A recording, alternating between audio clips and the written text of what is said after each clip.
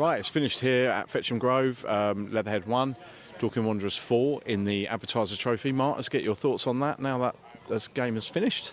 Well, obviously, appreciate the hosts this year putting it on for us, and not sure how many were here, but it seemed like quite a few. Yeah, over 700. Yeah, which is brilliant, you know, especially with all the roadworks and stuff. And both great relationship with two clubs now, which is brilliant. Yeah, I mean, we are working on very distinct styles of play. I said to the boys, I thought we was, way below average, if I'm honest with you, in terms of what we wanted to achieve. Obviously, it's difficult when it's really fragmented.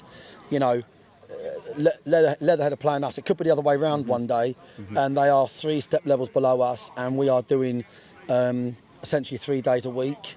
So we should have expectations of where we should be. Yep. But obviously, I think we can see we've got a bit of fragmentation. We've got boys that the season could start tomorrow. Yep.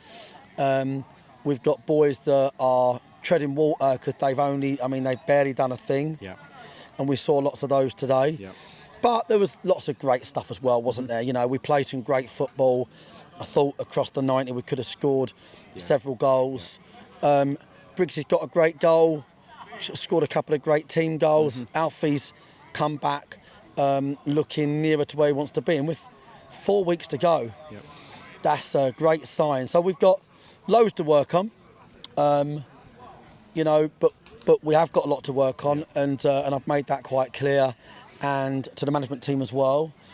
Our aim is that everybody in the shirt know what we're trying to do, and we've got a real identity, and it doesn't really change.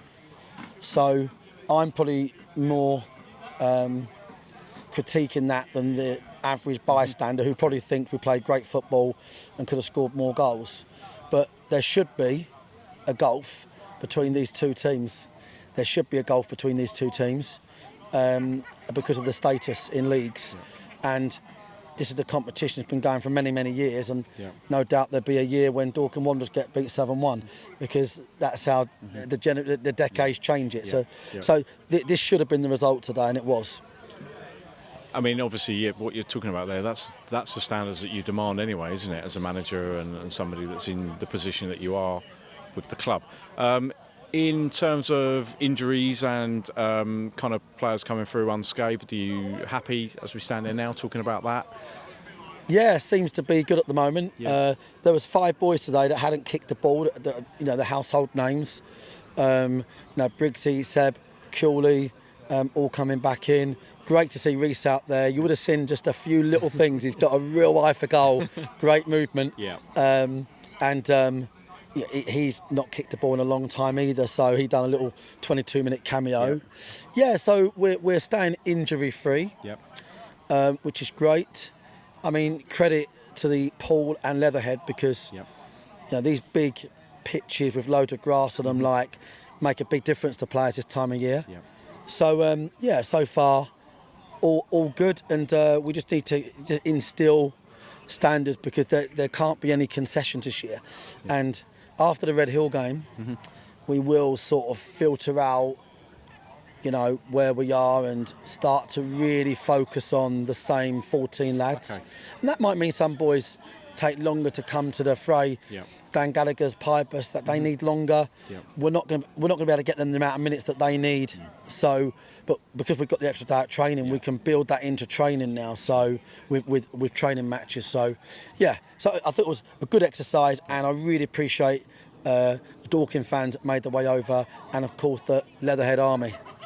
Yeah, mentioning Red Hill there, that takes us nicely into that next point. So how does the week ahead look then, with training Monday? How is Tuesday onwards going to look, with a game Tuesday evening as well? Well, we're not having training on Monday. Okay. On the basis we are giving them a day off, because they're going to be out for the football tomorrow, no doubt. So it's not a good idea probably to train if they're not feeling great. So we won't be training Monday or Tuesday, just playing the game Tuesday. Okay. And then we'll get back for the next 3 weeks. It'll be, 3 days a week, and this Thursday. So, looking forward to going to Red Hill. Jerry and Jordan, of course, our academy director in charge. Jerry, the man in charge, really helped us out last year training. And obviously Jordan might know a thing or two about how we play because he coaches us as well. So that'll be interesting. So good opportunity to probably reverse it up a bit and start boys that have not been starting and get minutes into boys that need them, and be careful with some that clearly don't need much. Sure. That's the plan. So just final point on that, anyone wanting to go across the Red Hill, then it's going to be predominantly another first team squad friendly. Oh yeah, completely first team squad. Yeah, first team squad. So very much so. So we look forward to, going there, and it's nice to play these local games this time of year. Yep. And so far it's good. We create a lot of chances today. A lot of chances. Yeah. We just need to start being strict with ourselves about our expectations of them chances. Somebody made a point the Q&A on Thursday, rightfully so, that we just didn't take enough chances last season. And I said, well, our last third entries last season were in the sort of top 10 in the league. Yeah. We have to be more ruthless. We have to be a bit more ruthless. But I think we'll see with Murphy returning to his best, Rutherford, and of course Jason, that we will have a lot of firepower. So happy for the moment. Good. Right. Okay. Thanks very much, Marc. Cheers, and mate. See you down at Red Hill on Tuesday evening. See you Tuesday, mate. Yeah. Thank you. Cheers, mate.